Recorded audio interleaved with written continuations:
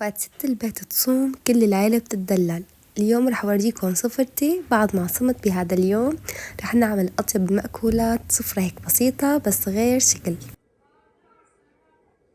السلام عليكم ورحمة الله تعالى، يسعد لي أوقاتكم وأهلا وسهلا فيكم بفيديو جديد. إن شاء الله رح نعمل هيك صينية خلية النحل بحشوة اللحمة، ورح نعمل جات طبولة متبل بباذنجان المقلي. أكيد عنا تحلاية اليوم غير شكل، بدنا نعمل هيك بسكويت طري وهش ومثل الكيك. إذا عجبكم الفيديو ما تنسوا تحطوا لنا لايك رب يجبر بخاطركم. كل مين اشترك جديد أهلا وسهلا فيكم، نورت قناتي بوجودكم، وأكيد بدي أتشكركم على تعليقاتكم الغير شكل.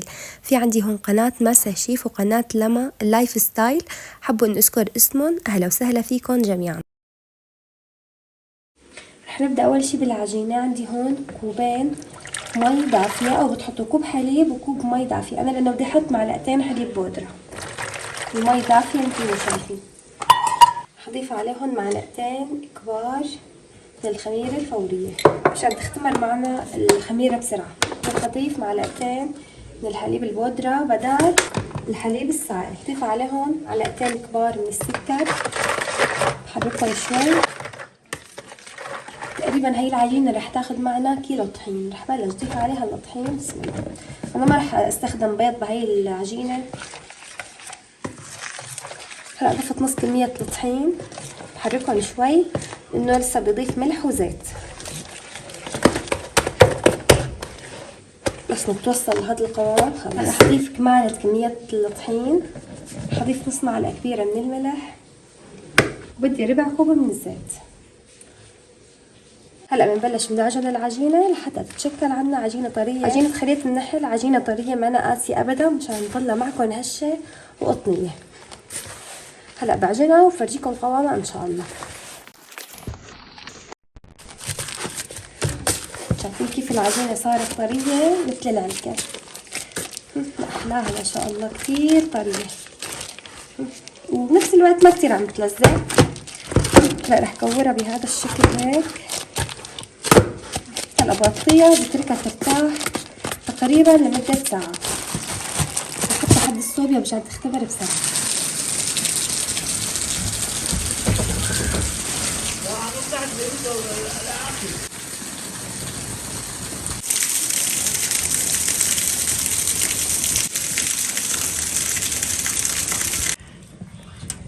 ان شاء الله اليوم برد برد.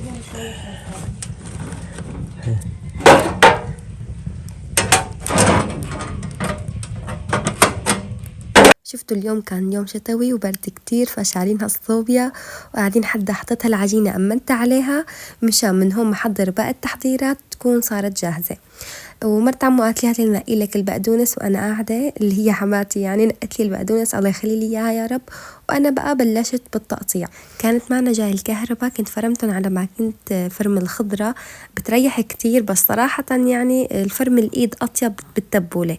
صحيح بتعذب بس سبحان الله بتطلع اطيب بكتير. بتعرفوا فرم التبوله بدها فرم كتير كتير على الناعم، ففرمت أو نصهم هيك على الدفه، وكمان فرمت نصهم الثاني على ايدي. هلا بورجيكم كيف في عالم تفرم هيك وعالم تفرم على هيك. فكرة خلية النحل كتير طيبة جنب منها التبولة، خصيصا إذا كانت حشوتها إن كان بدجاج أو بلحمة، فكتير بيلبق لها التبولة، جربوها. كمان هون كانت سلفتي عم تقطع لنا البندورة، سلمت البندورة قلت لك كمان بتعملي لي اياهم على الناعم الناعم. بتعرفوا التبولة كل شي فيها ناعم، فرح اطلع أنا بس بقدونس وبندورة وبصل اخضر وبرغل مثل العاده، ما رح اضيف لليوم خس. شايفين هيك كملتهم فرم على ايدي. انه في عالم كتير على فكره ما بتفرم الا هيك، وفي عالم ما بتحب تفرم الا على الدفه. بهالقعده كمان جبنا باذنجان مشان نقلي ونعمله متبل. بدي اعملكم اليوم متبل باذنجان مقلي كتير لذيذ. وكمان جبنا بطاطا مشان نعمل كم قلاية بطاطا جنب هالأكل، يعني مشان تصير عنا سفرة كاملة. أنا حبيت أعطيكم فكرة، ممكن إذا صمتوا بهاي الأيام، هلأ أيام فضيلة، اللي عليه كسر دين بيصوم كمان هالأيام، اسمه الوقت قصير، فيلا حبيت شجعكم. هون الحمد لله اجت عندي الكهرباء وريحتني من تقطيع البصل، فدغري بلشت هيك أقشر البصل وحطيته بهالمكنة مشان أفرمهم على الناعم.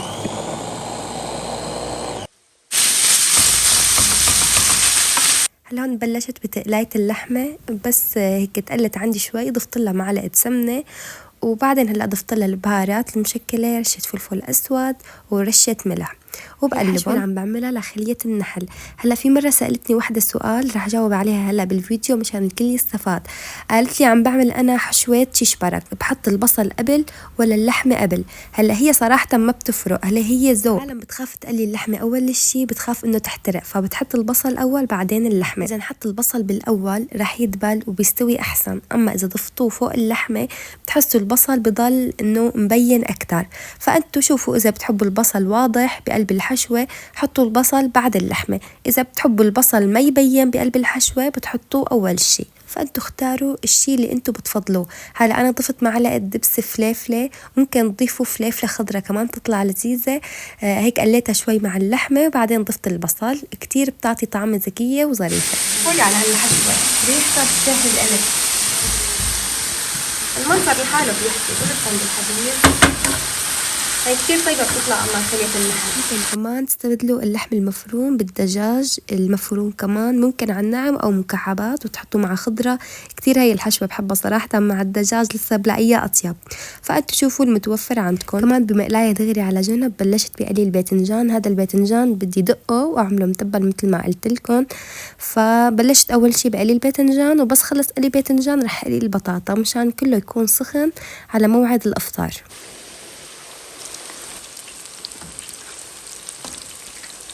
لانه هذا الباذنجان بدي اعمله متبل فما بغمقه، يعني انتوا بتقولوا جناح هلا هيك رح اعمل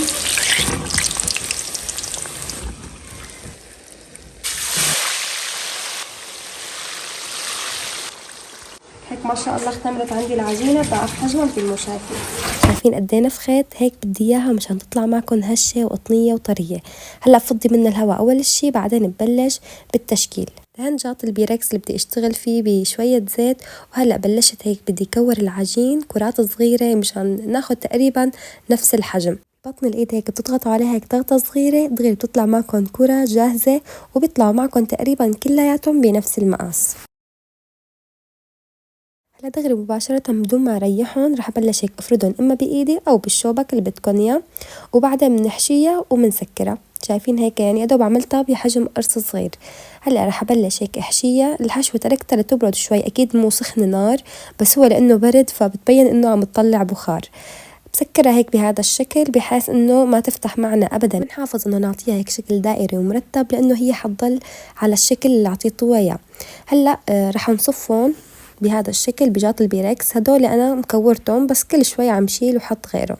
شايفين رح اكمل الكمية اللي عندي كلاتها بنفس الطريقة. فيكن تحشوا الحشوة اللي بدكن اياها، حتى فيكن تعملوا مثلا منها على شوكولا على جبنة اللي بدكن اياه. اذا بدكن تعملوا على شوكولا وعاملين نفس العجينة يعني مالحة، فاخر الشي وقت تستوي تبعت الشوكولا بتدهنوها دهنة قطر مشان ما تطلع العجينة دلع. عرفتوا لانه هي كل العجينة حاطين لها نحن معلقتين سكر بس. العجينة صراحة كتير عجبتني، كتير طالعة طرية، وفيكن تستخدموها لأي نوع من المعجنات، للفطاير للبيتزا.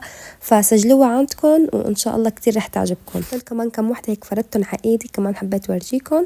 كله بيزبط، المهم تكون العجينة طرية، فكيف ما شكلتوها بتزبط معكم. شايفين كيف هيك عم نحشيها وعم عبيها لأنه هي العجينة رح تنفش وأكيد رح تكون سميكة، فلازم تكون الحشوة منيحة. لا رح احط الوجبة الأخيرة من البطاطا. هي الكمية عملت لي صينيتين علقات تقريبا كل نص كيلو طحين بيعملكم صينية. عملت كمان كم وحدة هيك بجبنة بلدية كمان كتير طلعوا طيبين هدول مع كاسة شاي. فالحمد لله رب العالمين كله مع الصحة والعافية بيطلع شي طيب وظريف. شغلة تانية مشان تاخد معكم شكل خلية النحل لازم يكونوا قراب شوي على بعض، وهي هلا بس تختمر رح يقربوا اكتر واكتر، وقت نحطها بالفرن فرح تلزق هيك ببعضها وناخد الشكل الحلو. العالم بتبعدهم عن بعض وما بيطلع معها شكل حلو، ما بتعرف شو السبب. السبب هو انه ما قربتوهم على بعض. واهم مرحلة هي اللي سبب نجاح خلية النحل. في كتير عالم تعملها كمان وبتطلع معها ناشفة معجنة ما طرية ابدا، هو لانه ما عم تخمرها بعد ما تشكلها. فهي اهم مرحلة لنجاح خلية النحل. هلا بعد ما نشكلها منغطيها ومنريحها، بس نلاقيها نفشت وتضاعف حجم حبة خلية النحل ساعتها فينا نحطها بقلب الفرن. بس قبل هيك لا، أول صينية عندي بعد تقريبا ربع ساعة بس حد الصوبيا ما شاء الله نفخت وصارت جاهزة. بالنسبة لخليط التلميع حطيت صفار بيضة مع رشة فانيليا وقلبتهم هيك مع بعضهم، بس حطيت لهم شوية مي لأن حسيتها كتير سميكة. ممكن تحطوا معلقة حليب سائل، وممكن تشيلوا صفار البيض كلياته وتحطوا بس حليب، بتعطي لمعة وبتعطي لون ذهبي بسرعة بقلب الفرن. أنا صراحة على طول بدهن حليب، ما بحب أدهن صفار بيض. اليوم بعد ما شفت نتيجة صفار البيض كتير صراحة فرقت معي، بتعطي لمعة ولون كتير حلو. أكيد نحن عم ندهن العجين ندهن برفق لأنه العجين هذا معبى هواء، أي ضغطة بالغلط فبيخفص العجين لتحت وبينتزع شكله. آخر شي زينتهم بشوية سمسم، ممكن تحطوا حبة بركة. على فكرة السمسم مو بس منظر، بحسه كمان بيعطي طعم طيب. هلا بدخلها على فرن محمى مسبقا درجة حرارة 180، بنحطها أول شي من تحت بس لتستوي، بتعطوها شوية من فوق لحتى تاخد لون ذهبي وبتكون عنا جاهزة. ضل عنا التكات الأخيرة واللي هي تطبيق الأكل. هلا هاي البقدونس المفروم بعد ما غسلته ونشفته كتير منيح وحطيت عليه البندورة المفرومة ونقعت تقريبا شي كوب شاي من البرغل الناعم، بنقعه بعصير ليمون مع شوية زيت زيتون ورشة كمون وشوية ملح. جربوه هيك بنفس الطريقة رح تاخدوا طعم خرافي. رح ضيف لهم بصل أخضر، ما طيب التبولة بلا بصل أخضر، ضفت لهم ملح ورشة نعناع يابس وزيت زيتون، وهي هي تبولتنا. هلا بقلبها كلاتها مع بعضها. بهذا الوقت كنت كتير حاسة بعجقة رمضان، عم اشتغل وما لحق. كمان الصينية الثانية اختمرت وبدي احطها بقلب الفرن، رشيت لها هيك رشة سمسم. صحيح الشغلات اللي عم بعملها شغلات خفيفة، ممكن تقولوا هي كلها مقبلات، بس عن جد بتاخد شغل ووقت اكتر ما نكونوا عاملين شي منسف هيك يكون مثل منسف كبسة. هلا قلت يلا رح اسكب التبولة دغري والصحون وحطها على جنب، لانه لسه ضل عندي اني ساوي المتبل. شايفين الدنيا قد ايه معجوقة عندي، ما بقى اعرف ساوي شي من شي. هالتبولات طلعوا اطيب شي بهالصفرة كلياتها، حتى اولادي كتير انبسطوا فيهم الحمد لله رب العالمين. هلا ما ضل عندي الا اعمل متبل الباذنجان. هلا انا مشاركتكم قبل بمرة بالمتبل الباذنجان المشوي، هذا غير، هذا بيجي مقلي.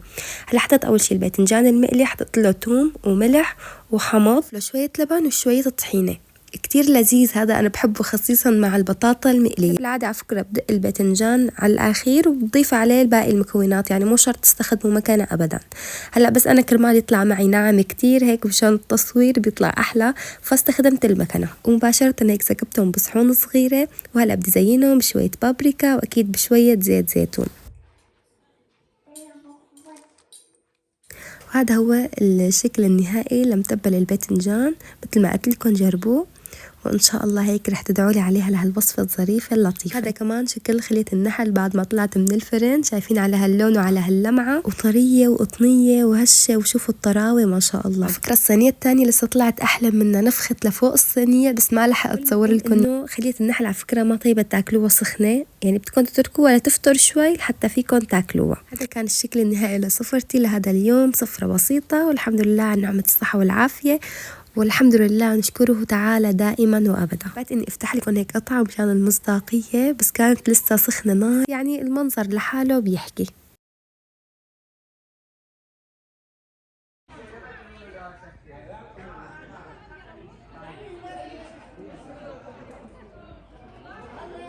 ما بعرف ليش الواحد بعد الصيام بتطلب نفسه الحلو، فبدي احضر هلا وصفه هيك سريعه لانه عن جد فرطت من التعب. هي وصفه بسكوت، بس بنفس الوقت بتحسوا حالكم عم تاكلوا كيك او عم تاكلوا كوكيز، عم تاكلوا براونيز، يعني بتحسوها مشكله ما بتعرفوا شو هي.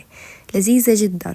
فأول شي حطيت بيضتين بحرارة المطبخ وحطيت لهم معلقة كبيرة من الفانيليا البودرة، وفيكم تستخدموا السائلة إذا متوفرة عندكم. هلا بضيف على البيض كوبين من السكر، وممكن تعملوا نص المقادير. هاي الكمية تقريبا رح تعمل شي 40 قطعة من البسكوت بس حجم كبير. ضفت على الخليط كوب من الحليب الدافي وخلطتهم لحتى يدوب عنا السكر. فيكم تستخدموا الخلاط او ممكن تخفوه على ايدكم، المهم وقت نخلط بدنا يدوب السكر لانه استخدمنا السكر الحبيبات العادي. هذا الخليط نفس خليط الكيك، ما بيفرق شيء عنه ابدا، بس نحن هلا بنزود شويه طحين مشان تتماسك معنا العجينه اكثر ونقدر نشكلها بايدنا. وهون المفروض انا نضيف نص كوب زيت بس انا نسيته وراح اضيفه اخر شيء، فانتم بهاي المرحله بتضيفوا نص كوب زيت، واكيد راح اكتب لكم كمان المقادير كلياتها بصندوق الوصف ان شاء الله. هلا نزلت هذا الخليط السائل بقلب الطبق وضفت لهم 3 معالق كبيرة من الكاكاو، يكون منخول أفضل مشان ما يكتل ويعذبكم. ولازم تختاروا نوعية كاكاو طيبة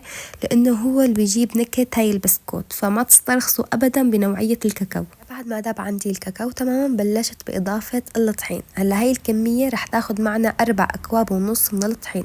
هلا هون أنا أول شي ضفت 3 أكواب نخلتهم بمنخل ناعم مثل ما شايفين، وضفت لهم معلقة كبيرة من البيكنج باودر ونص معلقة صغيرة من كربونات الصوديوم أو كربولة انتو حسب شو بتقولوا لا.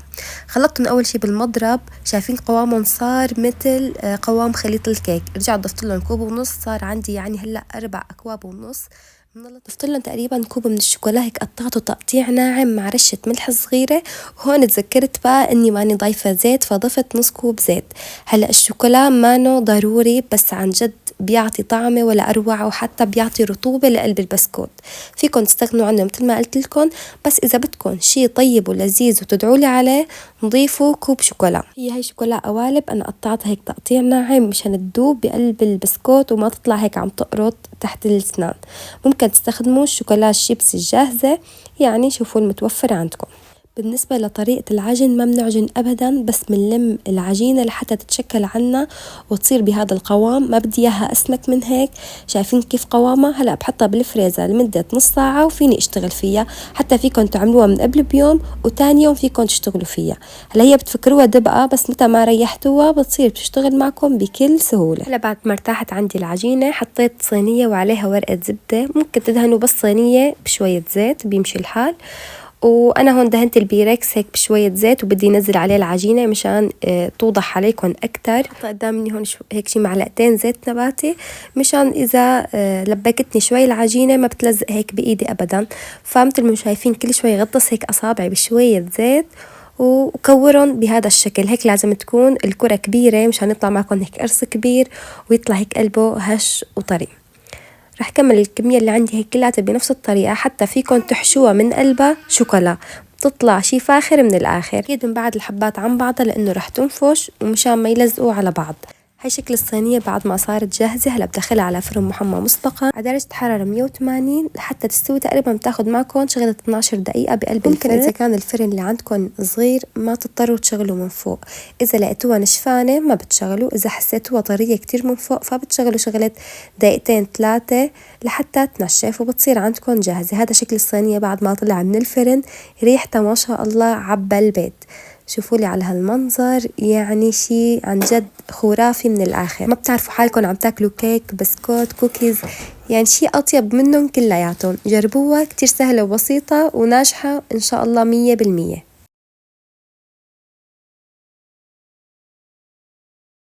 تقريبا هاي الكمية عملت لي 40 قطعة، يعني كمية وفيرة وما حسيت مكوناتها صعبة، يعني مكونات متوفرة بكل منزل.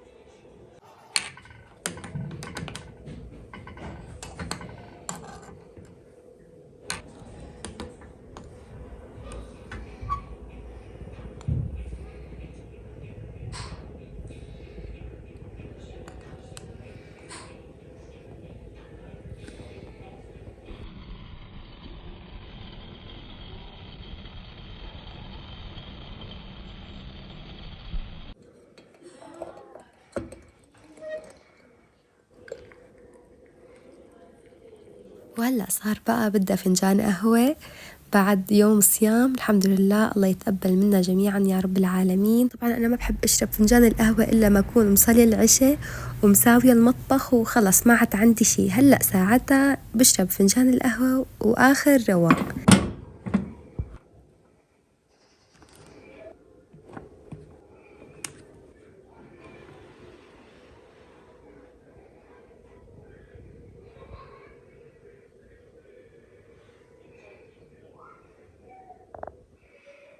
هيك بكون وصلت معكم لنهاية فيديو اليوم. إن شاء الله تكونوا استمتعتوا واستفدتوا معنا بفيديو اليوم.